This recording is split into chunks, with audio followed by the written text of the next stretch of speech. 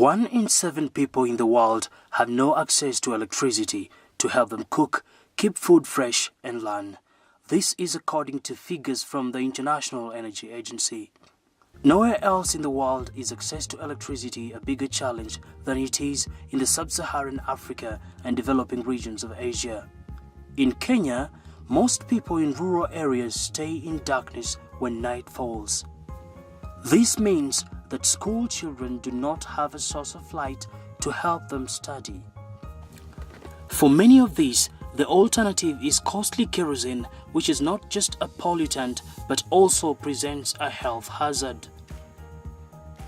To plug this gap, a Berlin-based company is offering a solution in the form of solar energy. Small solar retailer, and our key goal is to connect those markets that are not served by other players in the market.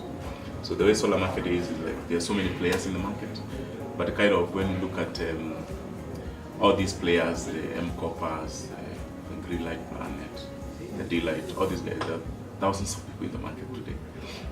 You realize that there's kind of a synergy that we create in the market, so that kind of, even if from outside you might think like these guys are competitors, but we are working with most of these guys kind of to create synergy, because the market where we serve is not the market where they serve.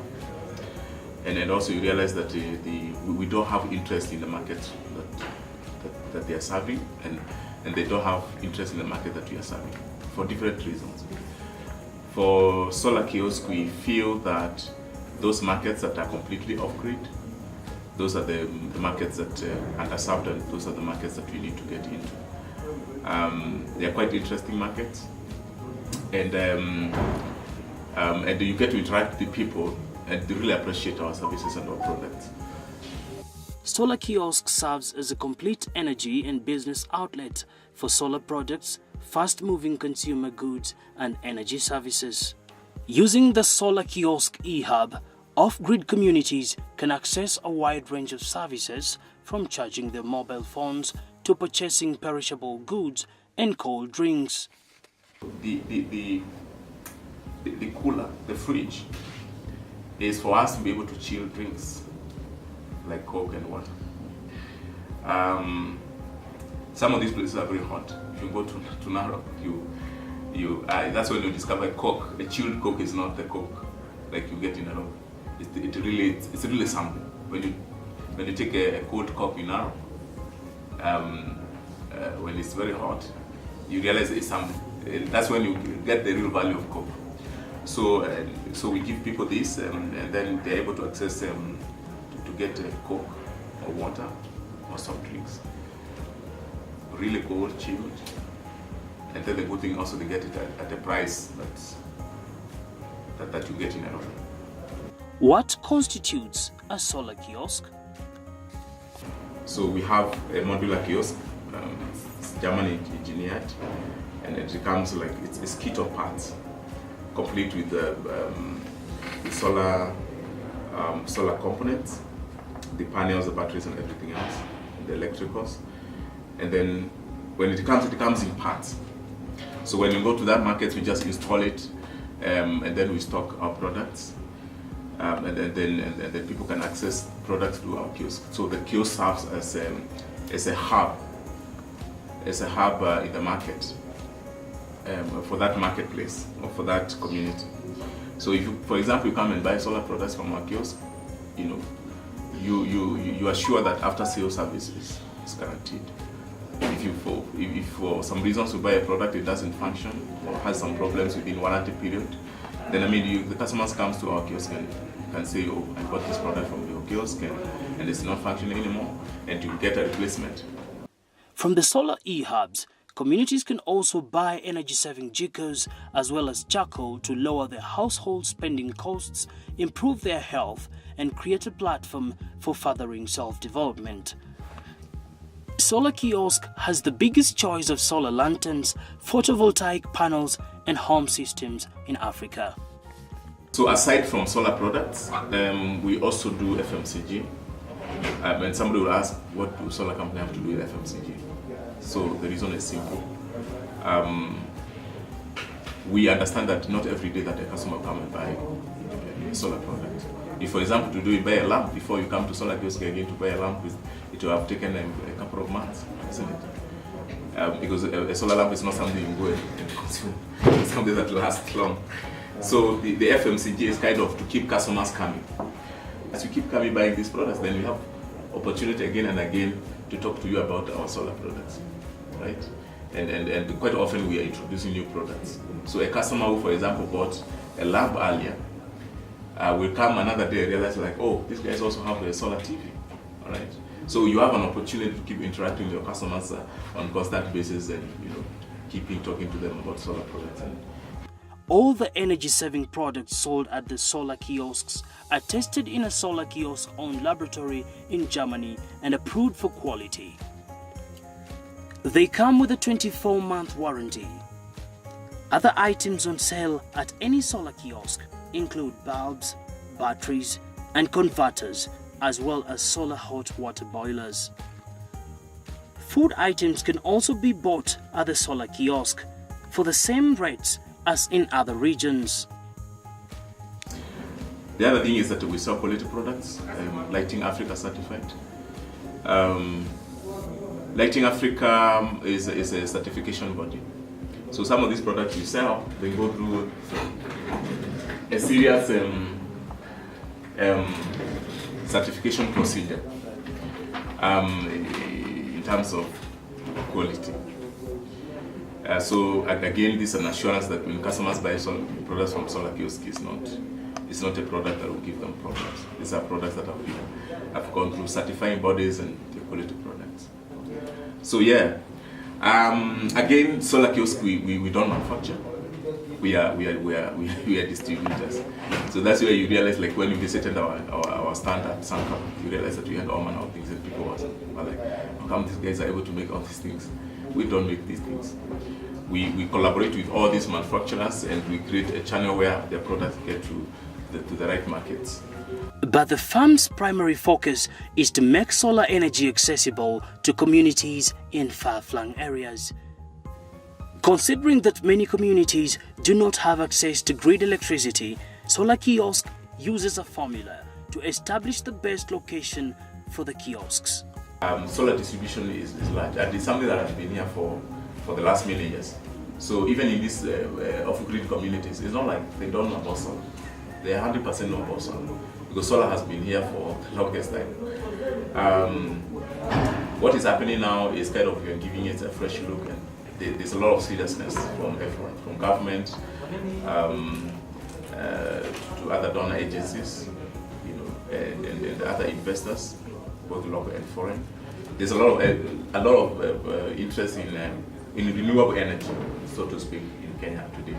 To establish a presence in those communities and create a relationship that previously wasn't there.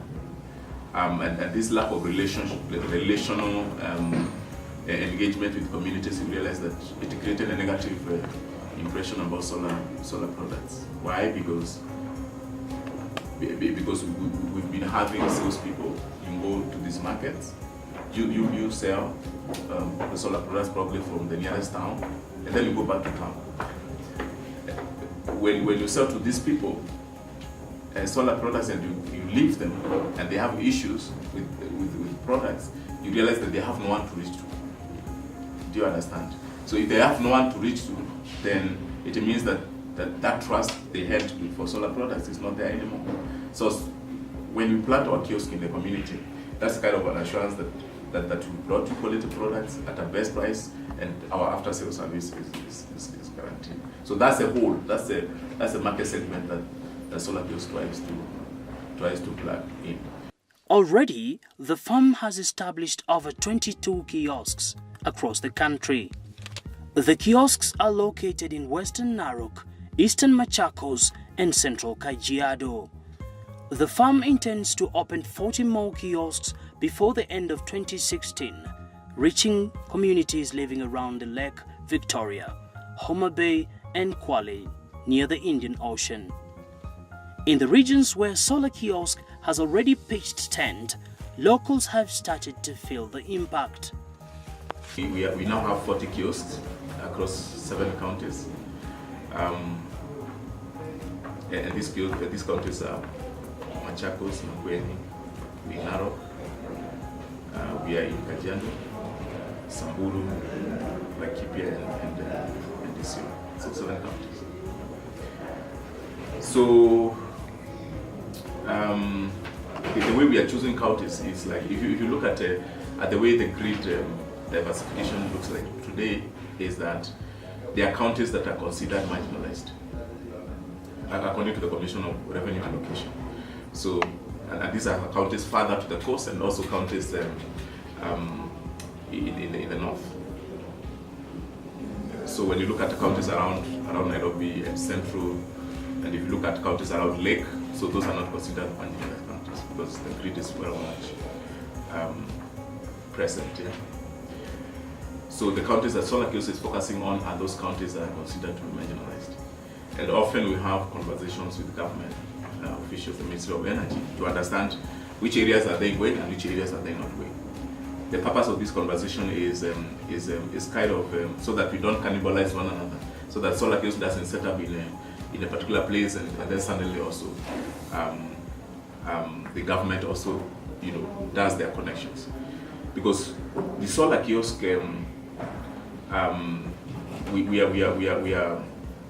we are complementing the government's strategy towards energy access 2020.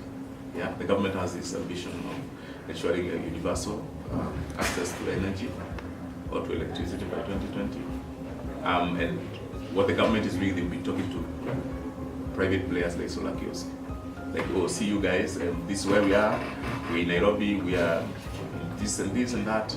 So these are the locations we're not likely to go.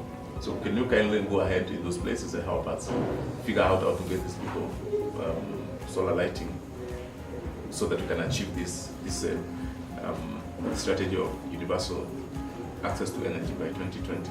And that's what pretty much what informs us the areas to go. That's why we realize we're in Samburu, we're in Isiolo, we're in Laikipia, we're in Narok. Because these are some of the countries that are considered marginalized.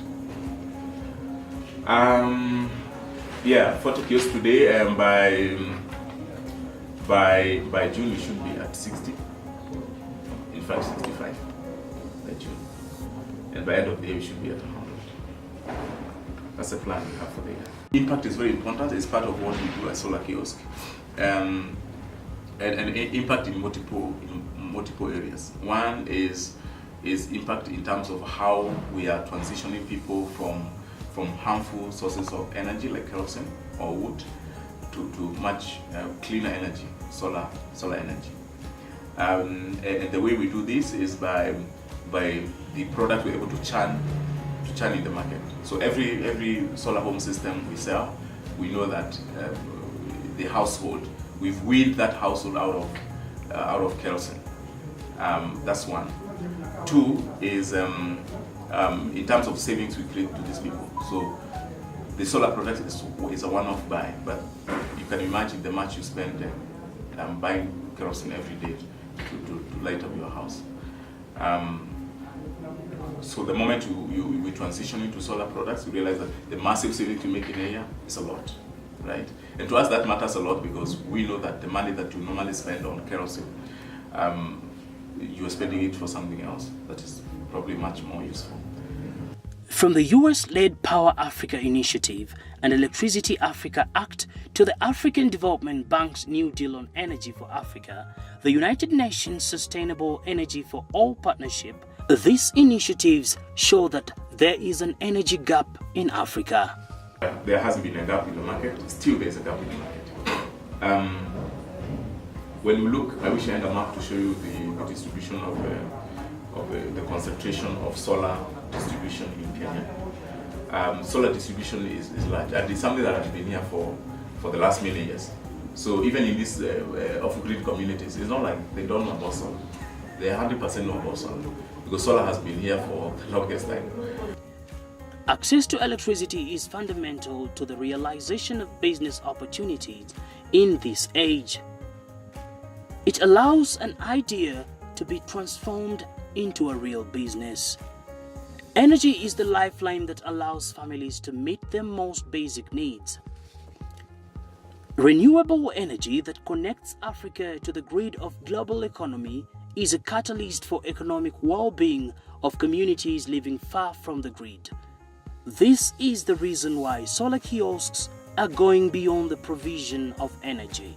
Besides serving the community, the solar kiosk eHub offers opportunities to local businesses as franchise partners. But for solar kiosk, we are there and we are part of the community, fortunately. So one thing about solar kiosk is that we create that aspect of permanence. In that plot, it looks like this. Alright. So you have all these plots that you list, but then you have a solar kiosk there. Alright. So in most of these locations, what we're doing now is converting them into kind of a small mall, call it a mini mall. And when we have a solar kiosk here, we have 2 kilowatt of power plus, and this power pretty much we use 25 or 30% of it. So which means we have a lot of idle power that we can power a little businesses around. So what we do, we fence this plotter, and then we set up a few other businesses that we give to local entrepreneurs, at a small fee. All right, and then we supply, we give them power within this one so that they can run their businesses more comfortably. For example, there are some locations where we have there is this barber shop. The guy has that small generator, and that small generator can only power one shaving clip, the clip. So when this guy comes in our plot and we give him a small space, this guy is able to do 3 or 4 more clips at one go, right? So this means that he's able to increase his income, all right? And also, he's able to employ a few more people. And when we realize that this guy has improved, he has increased his income by 4 times or 3 times, whatever it is, and also has been able to employ 3 or 4 more people. I mean, to us, that is an impact that you're creating within the community. Like through the single kiosks that we have, we are also creating employment around the area we have got. But connecting people to the grid is an expensive exercise. According to William Mukaria, there is need to scale up these. So from logistics perspective, it's not like places you expect most people to be attracted to, because one, the cost of logistics is very expensive, and of course the market dynamics also it's quite diverse. So to figure out how to get to these places and the customer needs, it's something else that you find very difficult to figure out.